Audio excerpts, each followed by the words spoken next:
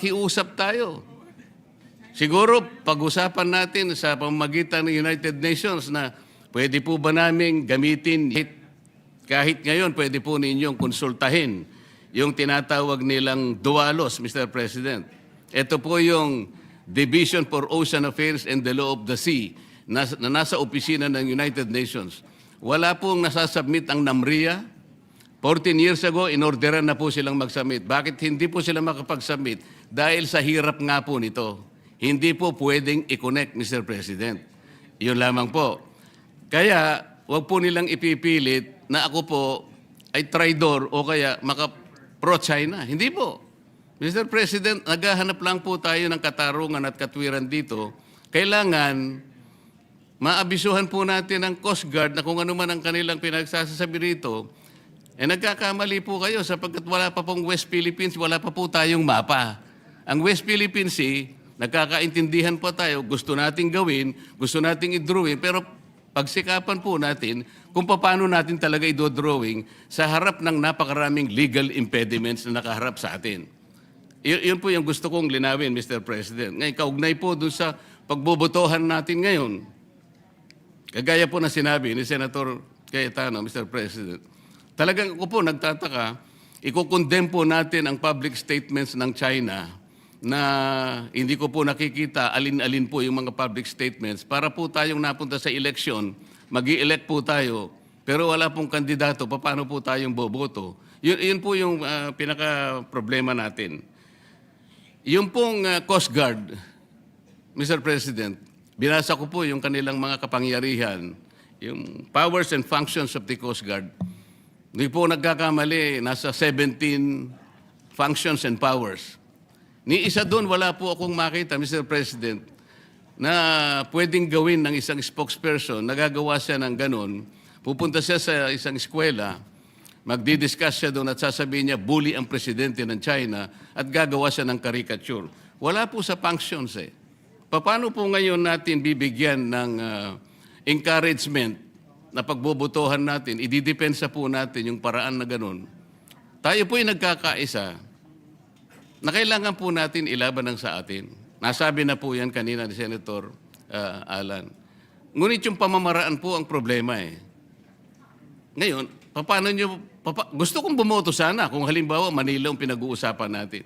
Ngunit kung boboto tayo nang dahil sa pinag-aawayan natin, nagmula po sa isang salita o pamamaraan ng isang spokesman ng Coast Guard at doon nga po ang pinagmula ng maanghang na salita at ngayon nga po ay nakukompromiso na tayo at pagbobotohan natin, susuportahan natin yung ganung pamamaraan, baka lalo po tayong magkamali eh. Mr. President, tayo pong mga Pilipino, merong kasabihan eh. Kapag binato ka pag pinukol ka ng bato, batuhin mo ng tinapay. Yun po yung kulturang Pilipino, Mr. President. Ngayon po, maski sa Biblia po may sinasabi, kapag yung bulag, inakay niya ay kapwa bulag, wala po silang kapupuntahan, Mr. President. Naghahanap po tayo rito ng clarity. Ano po ang nangyari? Sa paghanap ko ng clarity, sa paghanap ko ng sagot, para suportahan natin ang West Philippine Sea, ang inaani ko pa po ay parang ako po ay maka-China. Hindi po. Hindi po. Sana po ipatawag natin ang NAMRIA. Para sa ganun, itanong natin sa kanya, bakit sinabihan ka na in 2012 sa pamagitan ng Administrative Order Number 29. 14 years ago, sinabihan ka na in consultation with the DFA na i-prepare mo na yung mga mapa. Bakit hanggang ngayon ay wala pa? So, imbes na ipatawag po natin ang NAMRIA, ang gagawin po natin ay boboto tayo sa mga public pronouncements ng China para po yatang parang parang may problema doon na Mr. President. Imbes na ipatawag natin yung mga taong dapat gumawa ng mapa sapagkat gusto ko rin pong malaman kung paano nila gagawin ang mapa. Sa akin po kasing palagay, imposible silang makagawa ng mapa dahil nga magbabiolate tayo sa napakarami po na artikulo ng UNCLOS at lalabagin po natin yung arbitral award na ating isang pinagbabasihan. So, Mr. President,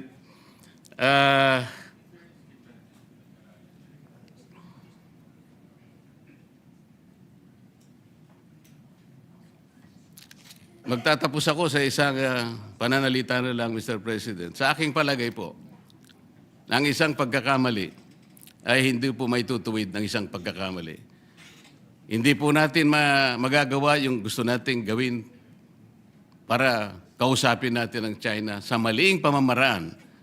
At kung pamali po ang paraan, wala po tayong magagawang mabuti, Mr. President. Maraming salamat po. Majority Leader. Thank you very much, Mr. President. With that, I move to open the period of amendment on resolution number 256 and recognize the sponsor for his amendments. Period of amendments open. Senator Pangilinas recognized for the period of amendments. Move to include as attachments the following statements to the resolution, Mr. President. The following statements, public statements issued by the Chinese embassy officials, as well as the DFA statement, the D&D statement, and a number of other statements, Mr. President. We will begin with the statement of the D&D. I will, it was report, Mr. President, if I may be allowed, I will just quote a number of, but the actual statement will be attached as a, Yes, as annexed. we do not practice to attach. What we need to do would be this will be a motion subject to style in part Subject to part style. of the resolution, incorporated into the resolution. Thank you, Mr. President. All right, go ahead. You may proceed. Statement of the DND, ASEC Arsenio R. Andolong. Oh, before that, maybe the statement of China, the Chinese embassy. Chinese Foreign Ministry spokesperson strongly condemns J. Tariela's smears and attacks against Chinese leader. January 19, a spokesperson of the Philippine Coast Guard has maliciously spread disinformation on China and wantonly smeared China's image. China strongly condemns this and has lodged strong protests with the Philippine side. Certain Philippine uniformed service members, driven by personal motives, personal political motives, have repeatedly made outrageous and absurd statements in a habit of inciting confrontation. Such behavior is despicable. A word of advice to relevant individuals in the Philippines: immediately stop making provocations and stop confusing right and wrong, or they would pay the price for what they did. For the record, Mr. President. We will now place on record the statement of the Coast Guard. That would be included in a whereas. Whereas Yes. the embassy is here quoted blank. Mhm. Yes. All right, proceed. And then the statement of the DND. And I will just quote it, but I will submit the actual statement, Mr. President. The Department of National Defense and the Armed Forces of the Philippines strongly condemn such an affront to any of its members and reiterates that it shall not be cowed by any official of the PROC, whether in their homeland or as guests here. And we shall continue to speak against their lies and malign actions when such are committed. Pwedeng another whereas yan. Yes. The statement mentioned proves the unflinching and twisted attempt by the PROC to spread distorted narratives and to continue with its ineffective and distasteful campaign to bully smaller countries, Mr. President. So, again, another whereas, and we will... Subject to style, another whereas. Thank you, Mr. Proceed. President. In this case, the statement of the Chinese Embassy in the Philippines, to Senator Ontiveros, this is dated 21 January, in response to Senator Ontiveros' statement, binabastos na ng China ang ating karagatan, binabastos pa ang mga opisyal natin. We must not allow the Chinese embassy or any embassy for that matter to disrespect public servants who are simply defending what is rightfully ours. Chinese embassy the following day to Senator Ontiveros, sino ang nambabastos? Mr. J. Tariela went to a university, attacked and smeared Chinese leader in front of young students, and then publicly posted images.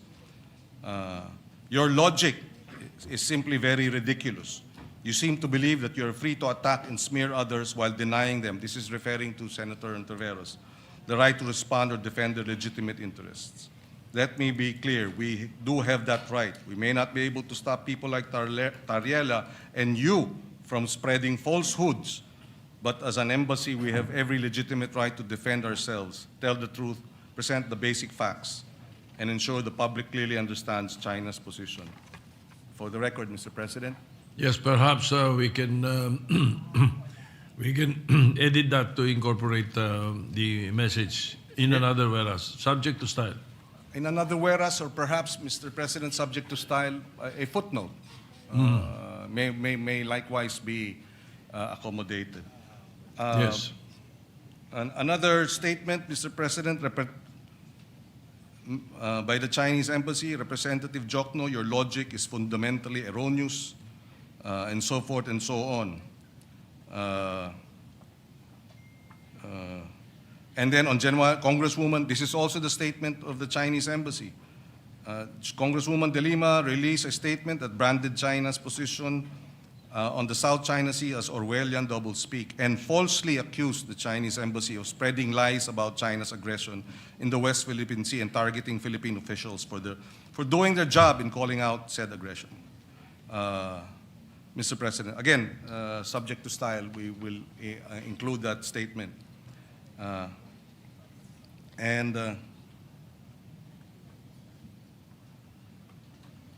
then this one, Mr. President, Chinese Embassy, January 20, your accusation, this is referring to Senator Jokno's statement. Your accusation, of Senator Ontiveros, I'm sorry. Your accusation of China gaslighting the Philippines public is baseless. China is simply sharing the facts and telling the truth. Calling this gaslighting is just a distraction. Laying out facts isn't gaslighting. Ignoring inconvenient truths and selling falsehoods. That's common sense, Mr. President. There are a number of other statements, Mr. President. May we have a minute suspension, Mr. President? Session suspended.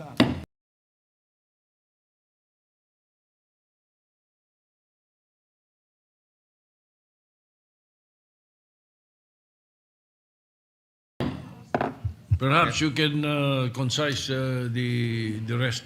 Yes, Mr. President.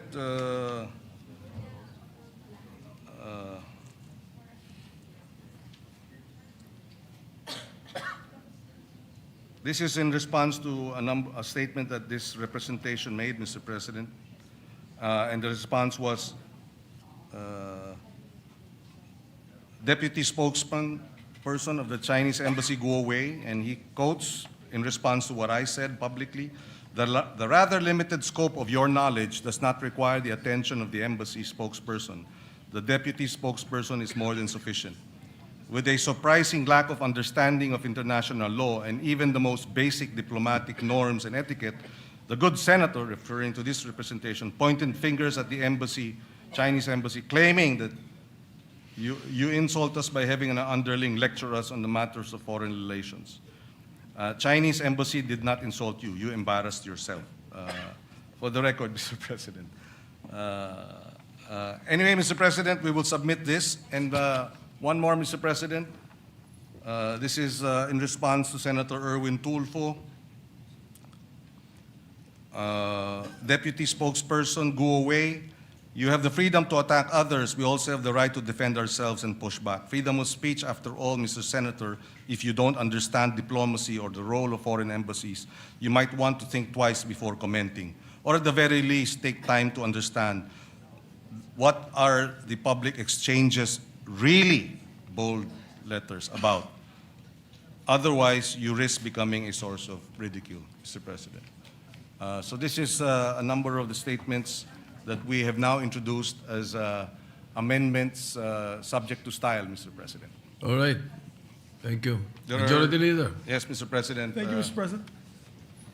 Yes, Mr. President, with that, close the period of amendments. Any objection? Hearing none, period of amendments closed.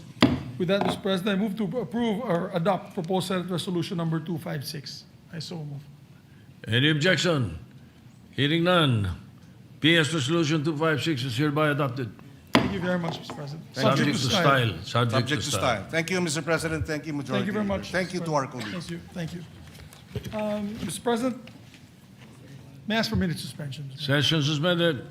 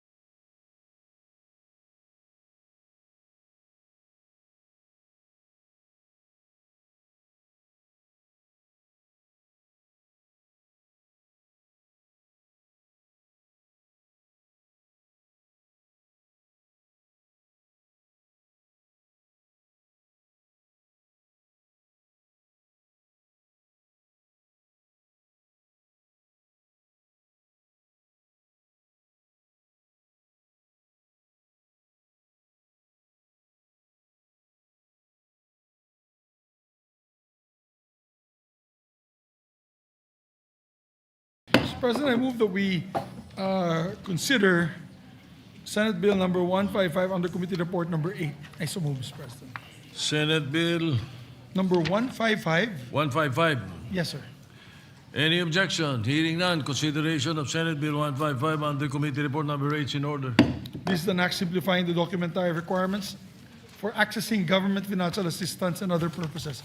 May we recognize the sponsor, Mr. President, Senator Erwin Tulfo, and for his proposed amendments, Mr. President. What is the parliamentary status of the measure, Mr. President? We Mr. are in Majority Leader. the period of amendments, Mr. President. Period of amendments. The Senator Erwin Tulfo is recognized. This is the period of amendments as of January 28, 2026. Clean copy of January 28 for the record.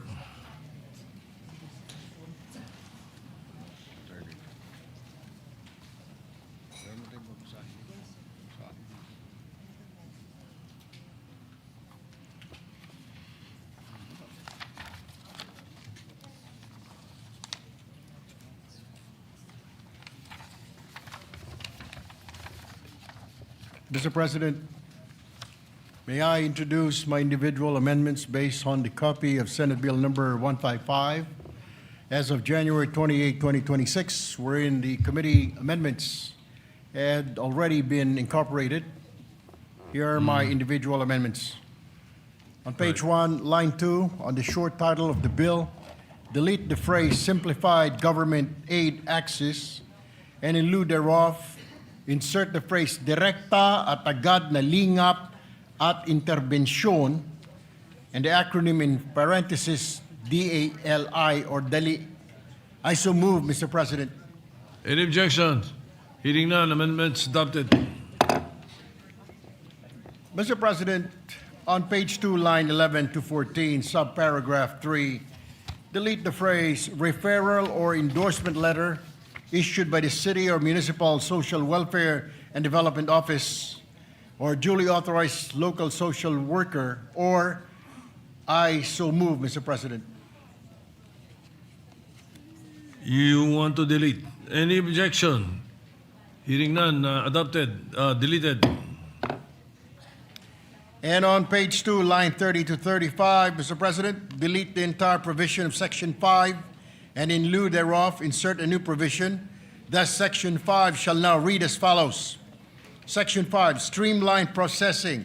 All concerned government agencies shall process requests for assistance within the day, subject to availability of funds, provided that complete documentary requirements are submitted during official working hours. Requests submitted on weekends, holidays, or outside official working hours shall be processed on the following working day. I so move, Mr. President. Any objection? Hearing none, approved.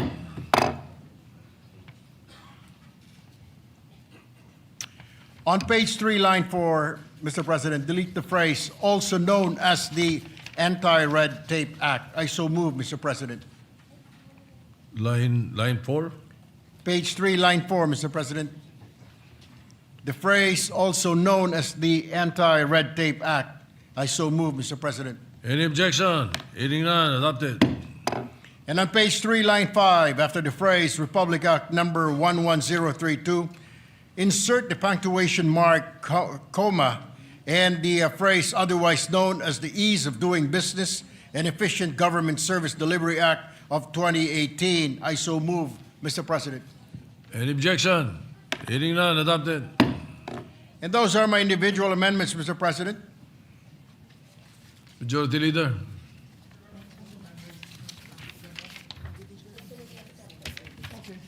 Yeah, I just want to be clarified, Mr. President, if the amendments of Senator Legarda has already been inputted. Mr. President, no, we haven't. On page 2, line 2, Okay. under section 4. So that may they proceed, Mr. President, on the amendments? Yes, you may proceed. You're still in the period of amendments. This is the individual amendment of Senator Lauren Legarda to delete the phrase to whom they are not related. the new provision shall read as follows. What line is that on page 2? Page 2, line 28, Mr. President, section 4, which delete the phrase "to whom they are not related," and the new provision shall read as follows. In cases where the request of assistance is made through a representative, such representative shall present an authorization letter duly signed by the beneficiary, along with a valid government-issued ID of both the beneficiary and the representative. The authorized representative must be a relative of the beneficiary within the fourth degree of consanguinity or affinity, or a legal guardian, provided that no individual shall act as representative for more than two beneficiaries. Mr. President. Can you please repeat from line 26? Because read how it will appear now, because you used provided on line 26, so the next provided should be provided further.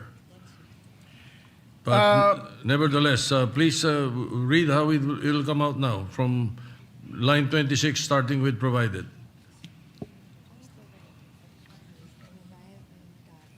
Provided that no individual shall act as As a representative for more than two beneficiaries, Mr. President. And then, Period, Mr. President. period. Yes, Mr. President. All right. And then, That's all, Mr. President. what you read.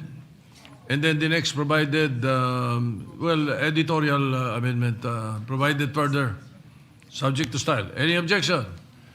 Hearing none, adopted.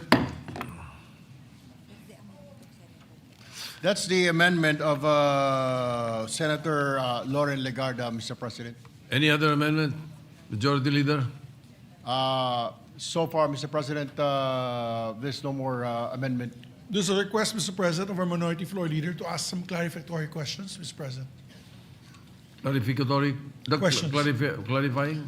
No, there's a request here that if he could still ask some clarificatory questions before we close the measure for second reading, Mr. President. Yes. Who's asking for it? The Minority Leader, sir. So, may I ask for a minute suspension, Mr. President? So therefore, we're going to take it up now, if he's not here. Yes. Is the office? Yeah, I don't. So, Mr. President, may I ask for a minute suspension while we can ask the office? Session suspended.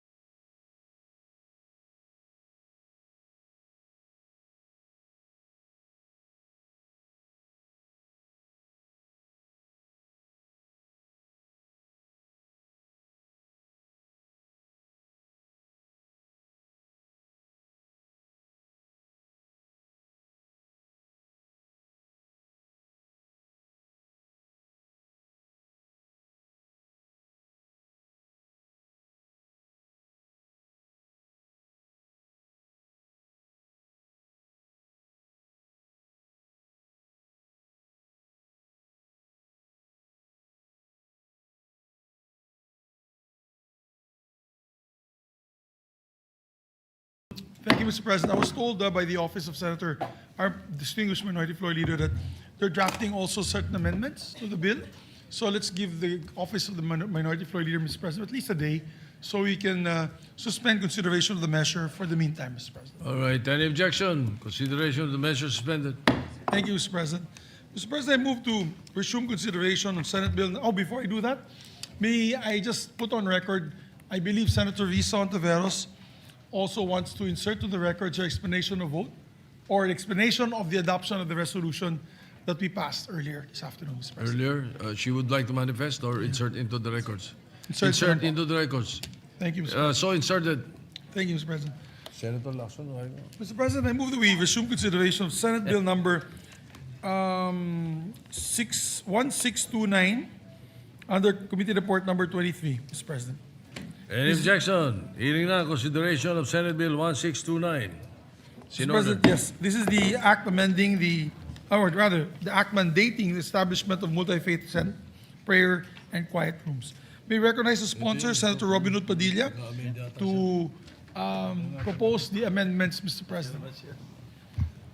Second, Majority Leader. May we recognize the distinguished sponsor, Senator Robin Padilla, to propose the amendments, Mr. President. Senator Rowan Padilla is recognized. Maraming salamat po, Ginoong Pangulo, at sa atin pong pinunong mayorya. Ang akin pong mga individual amendments para po sa Senate Bill number 1629 o ang Multi-Faith Prayer and Quiet Rooms Act of the Philippines. On Section 1, short title, on page 1, line 2, after the word rooms, insert the acronym in open and close parentheses MFPQR. Then, after the word AC, delete the phrase of the Philippines. The amended section 1 shall now read as follows. Section 1, short title, this act shall be known as the Multi-Faith Prayer and Quiet Room Act. And as omnibus amendment, delete and replace all succeeding acronym MFQR with MFPQR. I so move, Mr. President. An objection? Hearing that. Yes, Senator Pia Cayetano. Yes, thank you. No, I have no objection, Mr. President, but I think it is our practice that the title is amended last. So my question is, if you amend the short title, which is Section 1, can you do that ahead? And it's actually, I had the pleasure of discussing it with the two former majority and current majority, so that for for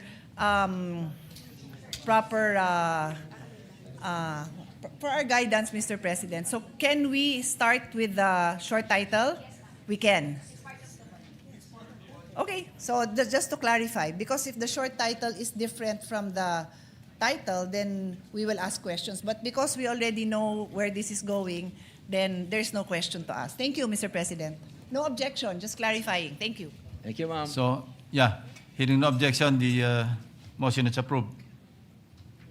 Majority Leader. Yeah. Sponsor. On Section 2, Declaration of Policy.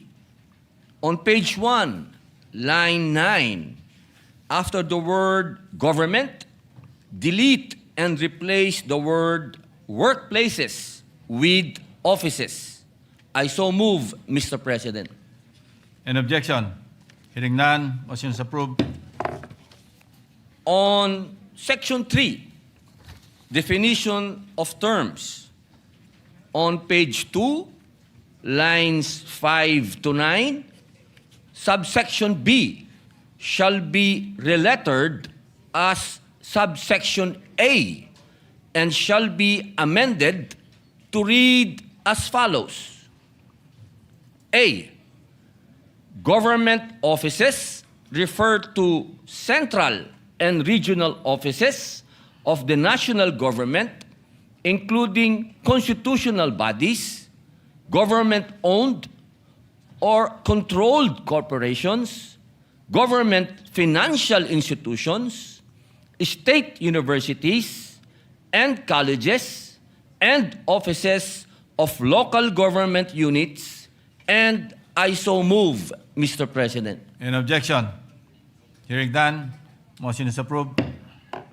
Still on the same page 2, lines 1 to 4, subsection A, shall be relettered as subsection B and shall be amended to read as follows.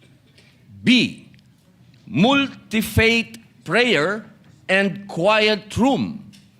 MFPQR refers to a designated, enclosed, and accessible space intended for quiet prayer, reflection, or meditation by persons of all faiths and beliefs. And I so move, Mr. President. Any objection? Hearing none, approved. On the same page 2, lines 10 to 17, amend subsection C to read as follows.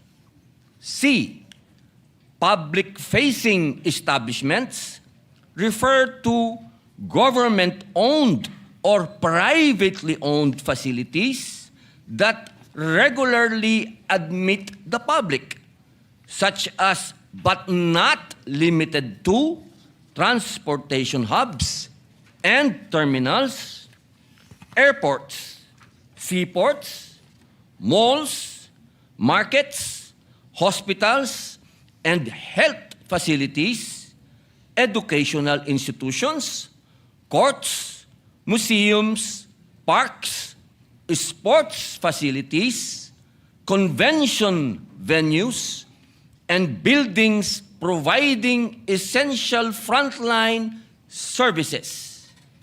High security or restricted areas such as, but not limited to, detention centers and controlled access facilities shall be excluded. I so move, Mr. President. Any objection?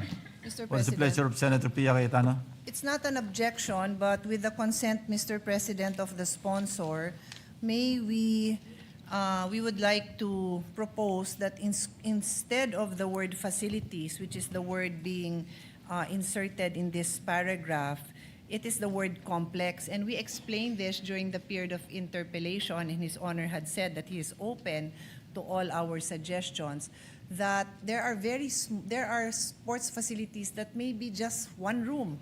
And medyo mahirap naman to establish a prayer room there. But when you refer to a complex, then this already gives you, similar to pag sinabing tindahan, iba yung mall. Eh di dun sa mall, maglalagay ka talaga. Hindi naman pwedeng lagyan ng bawat tindahan. So if His Honor will accept the proposal to change the word facilities to complex, Mr. President. What does the sponsor say? Opo, accepted po. Thank you Palitan po. po natin ito ng sports complex. Thank you. Thank you. Yeah, any objection? Hearing none, motion is approved. On Section 4, establishment of MFPQR. Bunga po ng interpelasyon ni Senadora Pia Cayetano noong Lunes, at upang gawing simple ang pagkakasulat ng Section 4, on page 2, lines 18 to 29, reword the entire Section 4 to read as follows. Section 4, establishment of MFPQR.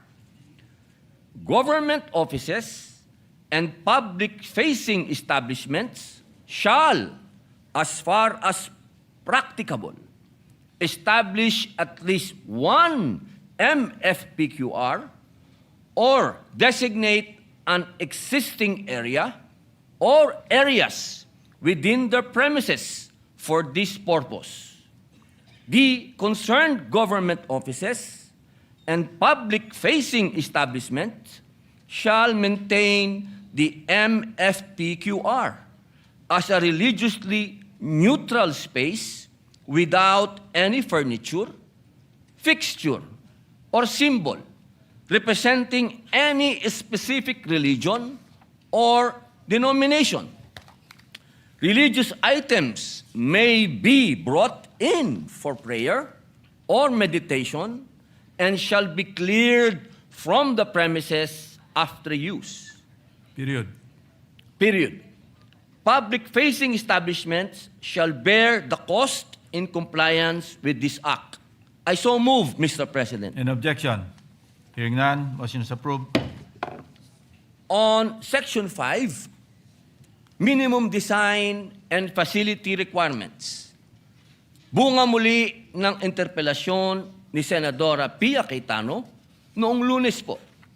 Lalo na ang kanyang bilin na huwag itatalaga ang mga smoking rooms bilang prayer and quiet room at para gawing simpleng muli ang Section 5, on page 3, lines 1 to 19, reword the entire Section 5 to read as follows. Section 5, recommended design and facility requirements. D, MFPQR design shall, as far as practicable, take into consideration the following. A minimum floor area commensurate with the expected number of users as determined by the government office or public-facing establishment. B, Semicolon. B, adequate ventilation and lighting, colon. C, clean flooring suitable for praying, reflection, or meditation, colon. D, configurable areas with movable partitions for standing, kneeling, or sitting. E, ablution area for cleansing and preparatory practices that is gender sensitive, accessible, and within close proximity to the MFPQR, provided that it is equipped with low faucets, bidet, or foot washing basins. And F, signage using the quiet room symbol. In no case shall the MFPQR be established or designated in smoking areas or comfort rooms. I so move, Mr. President. In objection? Hearing none, approved.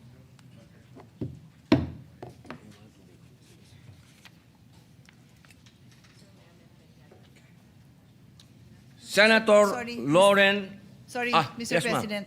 I do have an amendment, Mr. Senator Pia President, is to the recognized. amendment. Again, with the conformity of His Honor, it is true that this representation was the one who said that it would be ideal if those who would like to pray do not have to do it in a smoking area. So I'm happy that this has been included. But I take note that the wording here, the last sentence is, in no case shall the MFPQR be established or designated in smoking areas or comfort rooms. Siyempre, ayaw din naman natin na kailangan magdasal sila. Pwede naman magdasal kahit saan. Pero sana naman we can designate nga naman a separate area from the comfort room. I agree with that. I have no problem with that, Mr. President. However, during the period of interpellation, this representation had asked for clarification, as I do not know the Muslim practice, and I'm happy to be corrected, but I understand that ablution area is particular to the Muslim practice. And I asked His Honor, the sponsor, ito bang establishment of this area, because it includes washing facilities, does this have to be separate from the restroom? And His Honor said no. In fact, in practice, talagang basta yung restroom facilities have an area that is convenient to wash their feet, it is absolutely acceptable to be in the restroom. Is that correct? Did I understand that interpellation correctly? Maraming salamat po sa pag-clarify, Madam Senator. Ang katunayan po niyan, mas nanaisin po namin na wala ito sa comfort room at separated, pero case-to-case basis po, alam naman po natin na hindi po tayo ganun kayaman na bansa at hindi po natin pwedeng pilitin ng kahit na sino na magpagawa po sa amin ng wash area ang sarili. Pwede po ito. Nagiging pwede po na nandoon na rin po sa loob ng CR. Opo. Okay, kasi yun po ang sinabi nyo ng interpellation na pwede. Kaya yun ho ang nililiwanag ko at I accept His Honor's explanation now na ideally hindi doon pero there really will be times where hindi naman makapag-provide ng separate outside of the comfort room. Therefore, if His Honor is accepting that as a reality, then we would like to amend that last line after the period, after comfort room period, our proposal is to insert a colon and then followed by provided that the ablution area may be located in comfort rooms adjacent to or in close proximity with the MFPQR. We submit, Mr. President. What does the sponsor say? Napakaganda po. I accept po. Thank you po. Thank you. Maraming salamat po. So after the word rooms, Sir Pia, nabanggit na raw sa letter E. Yung Sa E? ablution area for cleansing and preparatory practices, that is gender. So, and within close. Okay na rin yun. Okay, And within but close yes, no, I proximity see to it. the I see MF. it. Yeah. The concern here is to amend the last sentence which says, in no case shall the MFPQR be established or designated in smoking areas or comfort room. Ablution area. Baka mas okay, I think for style, it might be better to delete what is in the earlier in section E and then put that clause below. Okay. So, subject to style, Mr. President, Yes. same impact, Mr. President. What does the sponsor say? Opo, accepted po. Subject to style. Thank Opo. you. Yeah. Any objection? Hearing none, approve. Please continue. Meron po tayong amendment galing po kay Senator Lauren Ligarda on incentive-based integration in the seal Where's that? What page? on incentive-based integration in the seal of good local governance, Saan yun? SGLG. Bunga po ito ng kanyang isang bagong section po ito. Bagong section po upang umayon ang ating panukala Inserted before sa section six. incentive-based Okay. na balangkas ng seal of good local governance kung saan ang pagtatatag ng MFPQR ay hindi sa pilitan, kundi gumagalang sa autonomiya ng mga lokal na pamahalaan at kinikilala ang voluntaryong mga hakbang tungo sa inclusivity.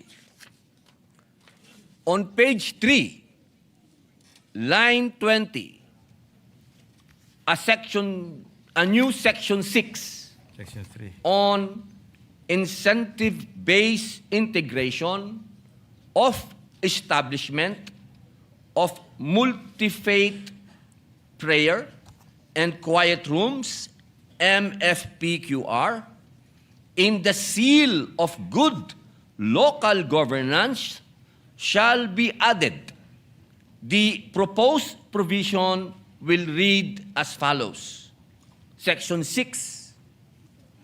Incentive-based integration in the seal of good local governance, the Department of the Interior and Local Government, DILG, shall integrate the voluntary establishment and maintenance of a MFPQR by local government units, LGUs, as a non-obligatory criteria, indicator, under the seal of good local governance, SGLG, or its successor assessment framework.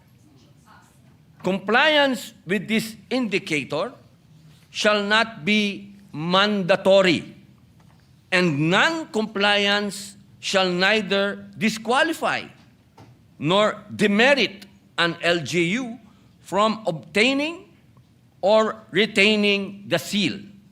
However, LGUs that voluntarily establish and maintain MFPQRs in accordance with this Act and its implementing rules and regulations shall be awarded additional incentive points, merits, or other equivalent recognitions or scoring credits as may be determined by the DILG in the design and implementation of the SGLG or its successor assessment framework.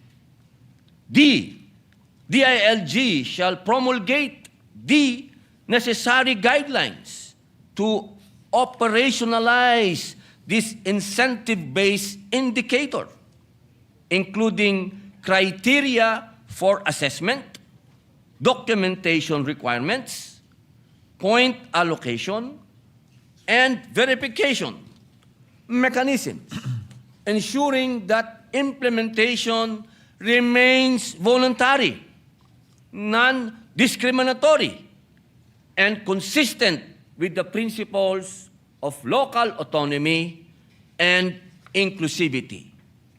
The succeeding sections shall be renumbered accordingly. I so move, Mr. President.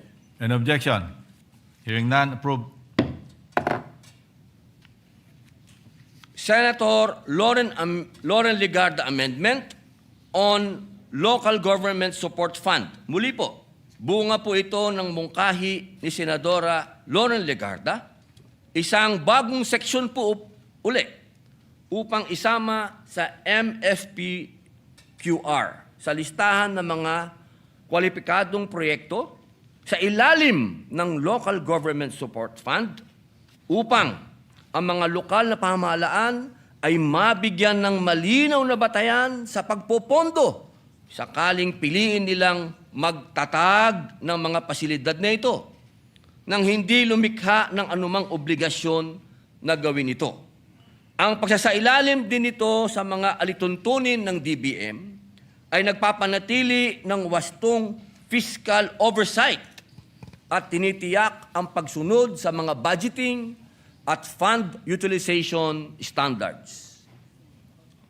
On page 4, line 1, a new section 7 on Local Government Support Fund, LGSF, shall be added. The proposed provision will read as follows.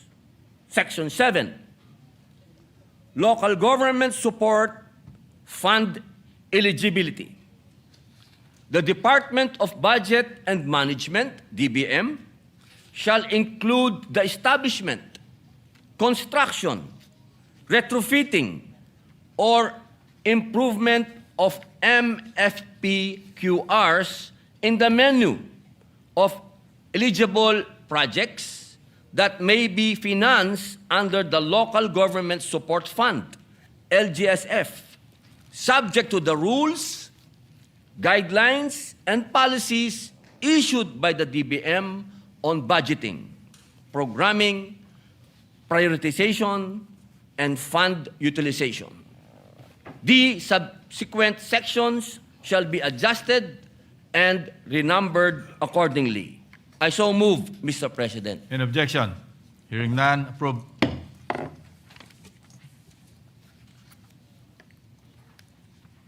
Wala akong tubig. Ang haba.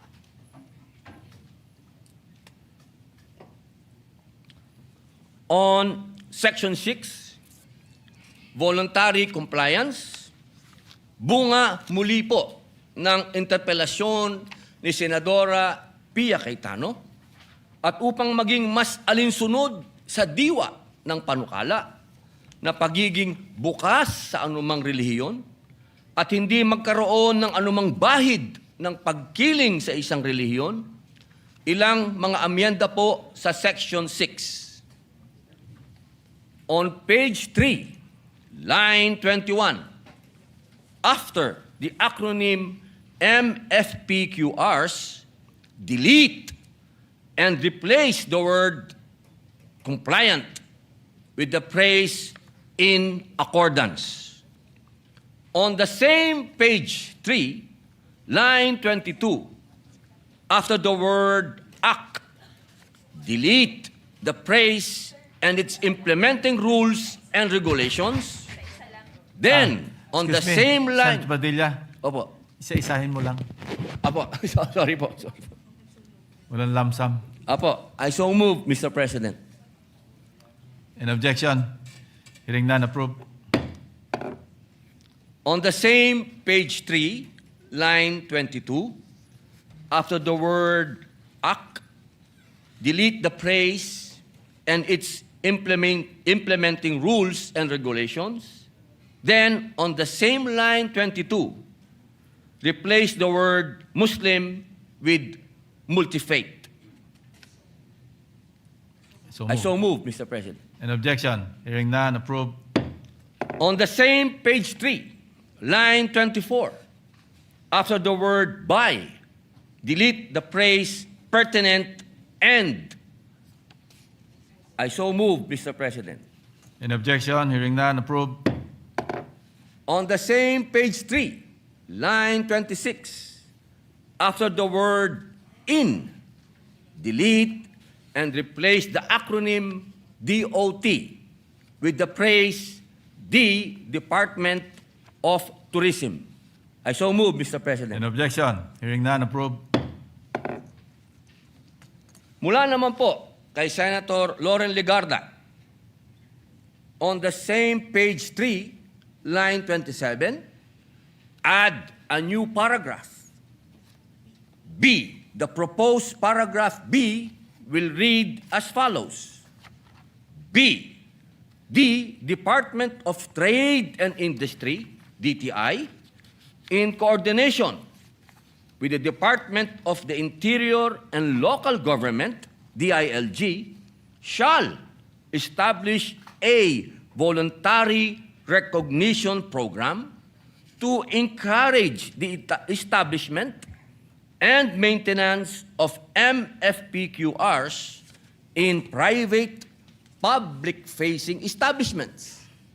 The program shall provide for the development of standards and criteria for recognition, periodic assessment, and the conduct of an annual or periodic certification process pursuant to which compliant establishments may be granted commendations, seals, or other forms of public recognition for promoting inclusivity and accessibility.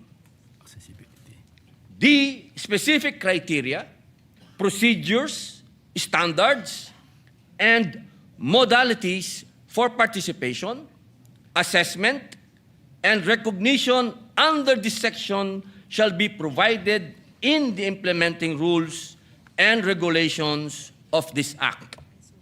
I so move, Mr. President. In objection, hearing none, approve. On the same page 3, line 27, the lettered subsection B, after the word assistance, delete the praise or recognition awards and insert the praise from relevant government agencies. I so move, Mr. President. In objection, hearing none, approve. Okay na, sir? Ano tayo? On the renumbered Section 7, Appropriations.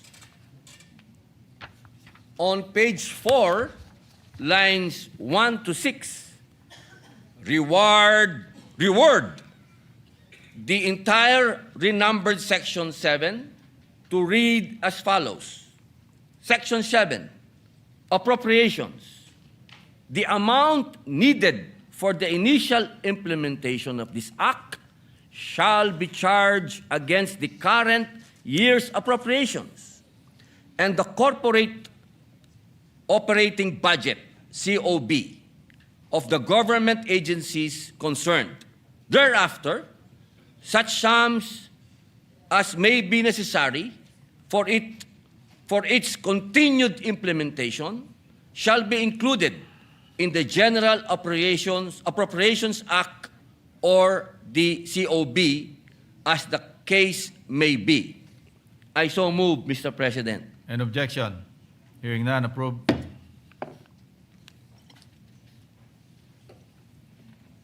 On the renumbered Section 8, implementing rules and regulations. 10. On page 4, line 7, after the word commission and a comma, insert the phrase and the Department of Trade and Industry, and a comma. Then on line 8, before the second word department, insert the word D. Then on line 9, before the word interior, insert the word D and capitalize the letters N and C on the words national and commission.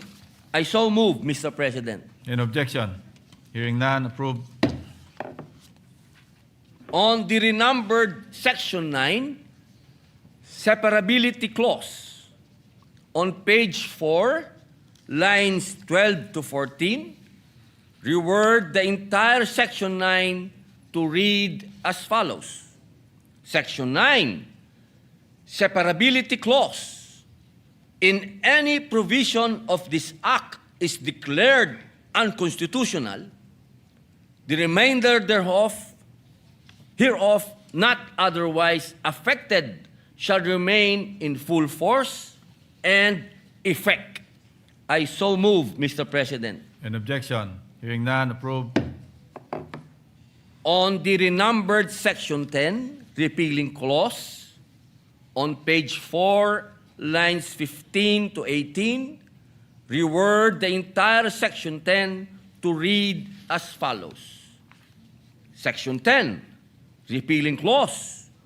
All other laws, presidential decrees, executive orders, letters of instruction, proclamations, administrative orders, rules or regulations that are inconsistent with this act are hereby repealed, amended, or modified accordingly. I so move, Mr. President. An objection? Hearing none, approved. On the renumbered Section 11, effectivity clause, on page 4, line 19, after the word days, delete and replace the word after with the word following. Then on line 20, the words official gazette should be italicized. I so move, Mr. President. An objection? Hearing none, approved. On the long title, bilang huling amyenda, bunga ng suhestyon ng ating Ginoong Pangulo, Senate President Vicente Soto III, amend the long title to read as follows. An act providing for multi-faith prayer and quiet rooms in public offices and public-facing establishments. I so move, Mr. President. An objection? Hearing none, approved. Ginoong Pangulo, ako po ay buong pusong nagpapasalamat kay Senator Mark Villar, Senator Raffy Tulfo, Senator Erwin Tulfo, Senadora Pia Cayetano, Senador Joel Villanueva, Senadora Lauren Ligarda, sa atin pong pinunong mayorya, Ginoong Samurai Mig Zubiri, at siyempre po sa inyo pong lingkod, sa aming pong Senator Pro Tempore, Senator Panfilo Lacson, sa inyo pong lahat, kay Senator, sa ating pong Ginoong Pangulo, na nagsulong din po nito, Senator Vicente Soto III, sa atin pong Secretariat staff, sa kanilang tulong upang ayusin po ang ating panukala. Maraming salamat po sa inyo. Wala na po akong susunod na amyenda. Mabuhay po. Thank you. Majority Leader.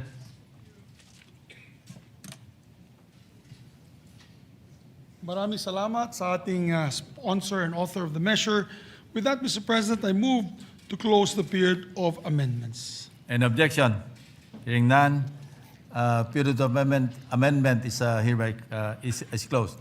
Mr. President, I move that we approve on second reading Senate Bill number 1621 under Committee Report number 23. I so move, Mr. President. Any objection? Hearing none, motion is approved. I move to suspend consideration of the measure. An objection? Hearing none, consideration of the measure is suspended. Congrats, Robin. Congrats. Thank you very much, Mr. President. Mr. President, I move that we resume consideration of Senate Bill number 1624 under Committee Report number 22. 16, ano yun? 1624? Ano page?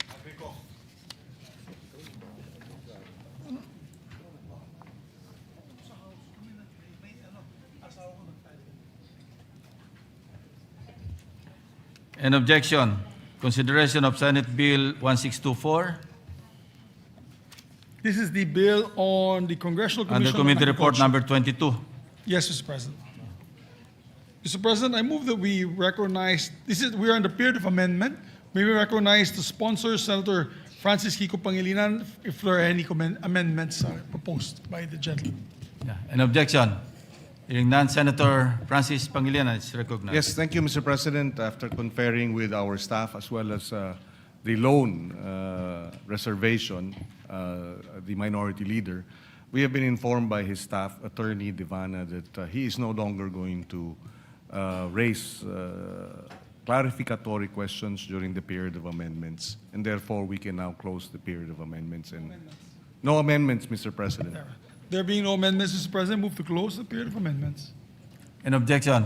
Motion is approved. Mr. President, I move that we approve on second reading Senate Bill number 1624 under Committee Report number 22. I so move. Any objection? Hearing none, motion is approved. Thank you, Mr. President. Congratulations are in order to both Senator Pangilinan and Senator Padilla for their bills today. Thank you, Majority Thank Leader, Senate President. May I ask for a minute suspension, Mr. President. Session is suspended.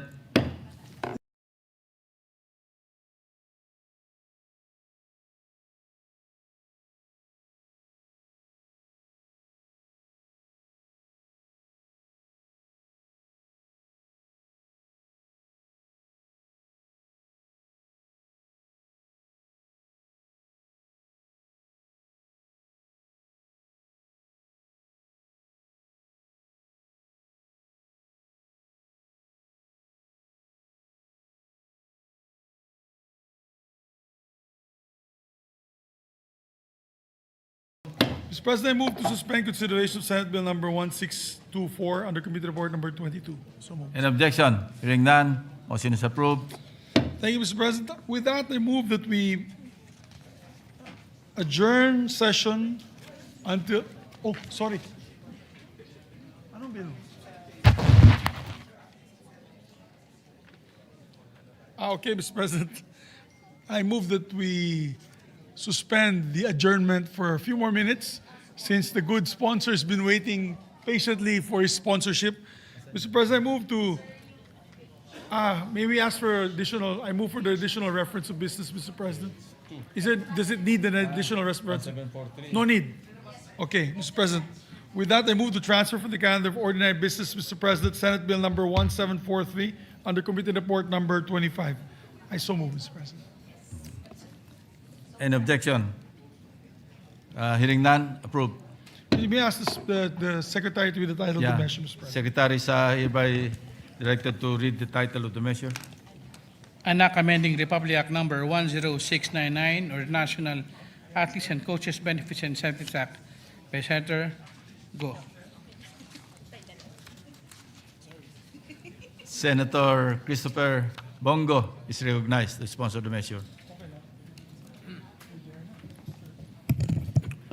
Mr. President and esteemed colleagues, as chairperson of the Committee on Sports, I rise to sponsor Senate Bill number 1743 under Committee Report number 25, amending Republic Act number 10699, otherwise known as the National Athletes and Coaches Benefits Incentives Act. Mr. President, Republic Act number 10699 was enacted to expand the coverage of incentives granted to national athletes and coaches. This is to recognize their contribution in Philippine sports and for bringing pride and honor to the country. The law, however, seemingly provided disproportionate incentives for those competing in para-sport competitions compared to other international competitions. This proposed measure aims to provide our athletes with disability to be recognized on equal footing as other national athletes by ensuring that they receive fair and just incentives for their achievements. This amendment will further promote inclusivity and equality in the Philippine sports sector. Mr. President, ang atin pong mga para-athletes ay katulad din po ng ating mga normal na atleta. Sila po'y nag-aalay ng pagod at hirap sa mga training para lang mabigyan ng dangal at honor ang ating bansa sa mga kompetisyon na lalahukan nila. Hindi dahil mayroong kakulangan sa kanila, ibig sabihin na dapat kalahati na lang din po ang kanilang matatanggap kung ikukumpara po sa ating mga ordinaryong atleta. Di naman nila kasalanan na may kapansanan po ang iilan sa kanila nung pinanganak po sila. Pinaghirapan din po nila ang ginto, pinaghirapan din po nila ang medalya, pinaghirapan din po nila ang bawat laban, pinagpawisan din po nila ito. Pareho naman po ang ginto, silver, and bronze na napanalunan nila. Karangalan po yun para sa ating bayan, kaya nararapat lang po na ma-increase ang kanilang incentives na matatanggap mula sa gobyerno. Ano ba naman po ito kumpara sa kanilang hirap at karangalan na dala-dala para sa ating bayan? Huwag po natin silang ituring na parang iba. We would like also to take this opportunity to extend our sincere condolences to the family and friends of Master Sander Severino who passed away last Saturday.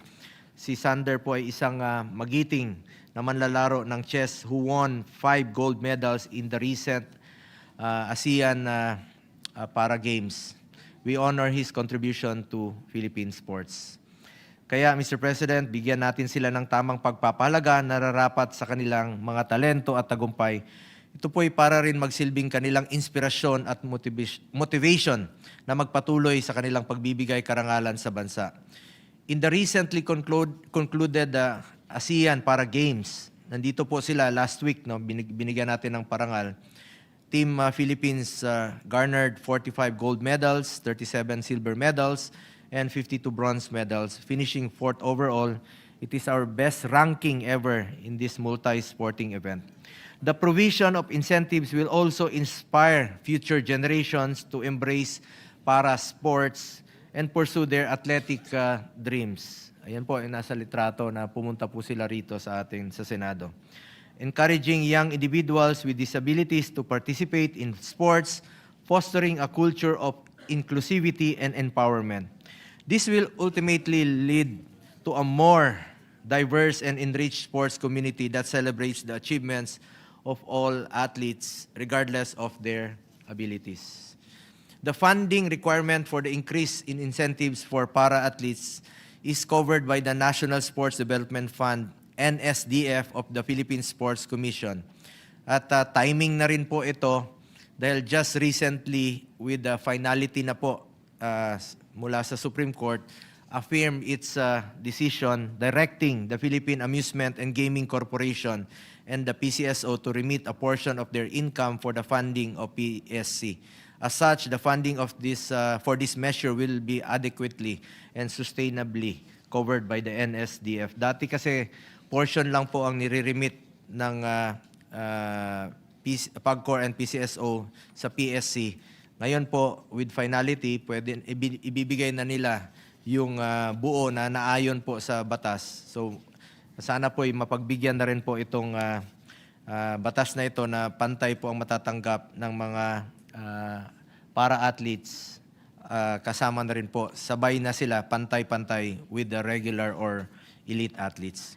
And for all our national athletes, we have included an amendment to provide tax exemption on incentives, bonuses, and rewards granted to national athletes who win in international sports competitions, as well as to their coaches, whether these come from public or private entities or from private individuals. Sa ngayon po, taxable po ang mga incentives at donasyon na nagmumula sa private sector, kaya nababawasan ang tunay na benepisyo na natatanggap ng ating mga atleta. Mr. President, it is incumbent upon the government to show our gratitude by providing our national athletes the recognition they truly deserve. Hindi naman po mababayaran o kayang bayaran ng kahit anuman ang dangal, karangalan at honor na naibibigay ng ating mga Pilipino athletes. This bill is just a way to pay it forward and give it back to our Filipino athletes. Yung karangalang dala-dala nila tuwing nananalo po ay nagse-celebrate po ang buong bayan. Pero napakaliit na halaga lamang po ito na pwede po nating ibigay po sa kanila. Isa po sa mga nagpapakita ng isa po ito sa pagpapakita ng pasasalamat ng gobyerno at ng buong bansa sa ating mga minamahal na atleta.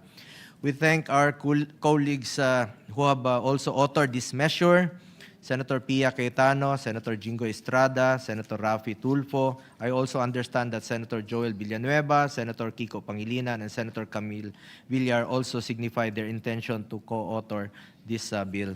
We hope all of our colleagues could lend their support for the approval of this measure. Thank you po, Mr. President. Thank you, Senator Bongo. Senator Lauren Legarda is recognized.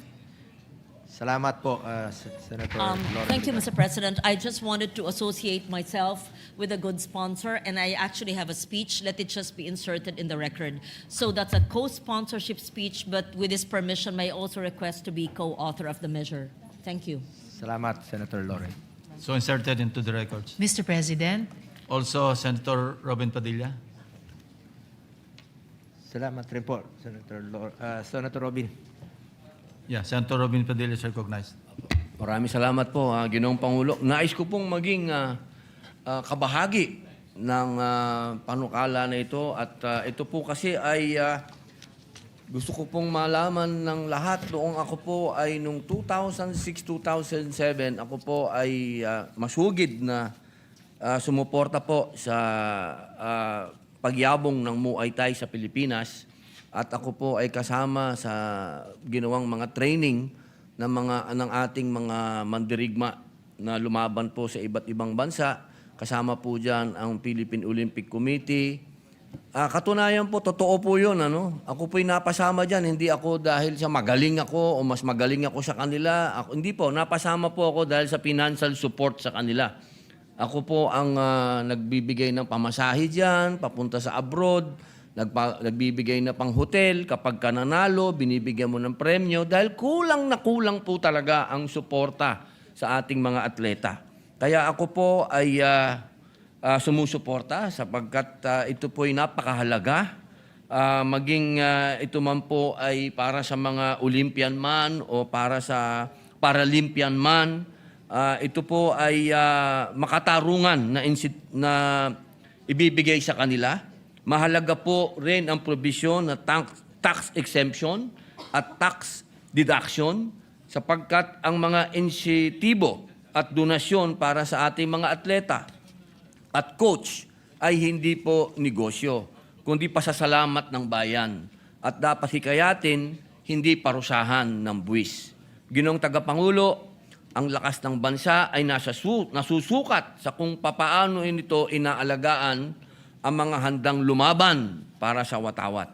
Ang batas na ito ay tungkol sa dangal, pagkakapantay-pantay at paninindigang walang atletang Pilipino ang maiiwan. Ako po ay buong pusong sumasaludo sa inyo, Senator Bongo, at sa lahat po ng senador na nagsusulong nito. Maraming salamat po, Ginoong Pangulo. Senator Robin Padilla. Salamat, Senator Robin, sa suporta mo sa Senate Bill 1743 at sa mga kasamahan natin dito. And of course, sana suportahan rin po ito ng Presidente ng ARNIS. Mr. President, Majority Leader. I move to recognize Senator Pia Cayetano to deliver her co-sponsorship speech. Senator Pia Cayetano is recognized. Thank you, Mr. President. Mr. President, this will be brief. I rise to co-sponsor Senate Bill number 1743 under Committee Report number 25, amending Republic Act number 10699 or the National Athletes and Coaches Benefit and Incentives Act.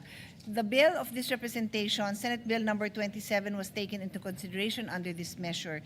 Mr. President, as an author of the original law, RA number 10699, National Athletes and Coaches Benefit and Incentive Act, I had the privilege of working alongside our Senate President, Tito Soto, and our former colleague, now Secretary Sani Angara. Together, we built a foundation that finally gives our athletes the recognition that they deserve. Mr. President, I'd just like to emphasize that under the bill that we have filed, which now forms part of this measure, Mr. President, our objective here is to recognize the support given by the private sector and all the awards that are received by our national athletes.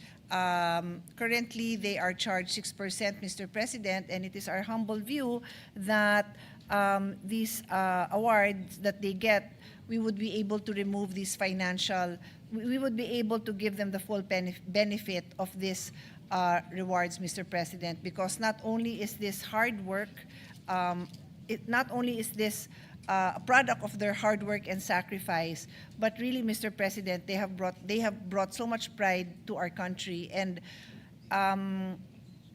for the many years that it is required of them to train, to get to the level that they would even obtain an award, the least we can do, Mr. President, is show them our gratitude and consider the passing of this measure, Mr. President, by removing the 6% donors tax. So we will be supporting this measure full force, and we hope that our colleagues would also be supporting this. Thank you, Mr. President. Thank you, Senator Cayetano. Majority Leader. Mr. President, the following would also like to insert for the record their co-sponsorship speeches of Senate Bill 1743. Senators Mark Villar, Joel Villanueva, and Jingoy Estrada. Mr. Kindly President. include the presiding officer. Thank you. Mr. President? Kindly include the presiding officer. And the presiding officer, Senate President Pro Tempore Ping Lacson, Mr. President. Yes. Thank you, Mr. President. And to allow our colleagues to further study this measure, I move, Mr. President, to suspend consideration of Senate Bill 1743. An objection. Consideration of Senate Bill 1743 under Committee Report number 25 is hereby suspended. Mr. President, Senator Lauren Legarda would like to insert for the record her manifestation on Senate Resolution 256. An objection. Hearing none. Approved. Mr. President, I move to adjourn the session until 3 o'clock in the afternoon of Tuesday, February 10, 2026. Is there any objection? There being none, the session is adjourned until 3 o'clock in the afternoon of Tuesday, February 10, 2026.